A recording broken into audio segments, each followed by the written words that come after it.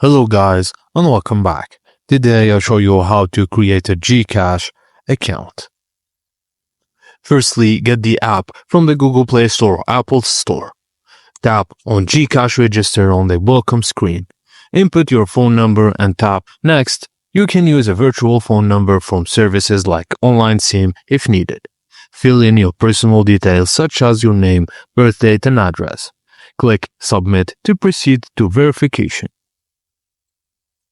Follow the steps to verify your identity. This may involve uploading a valid government-issued ID and taking a selfie for facial recognition.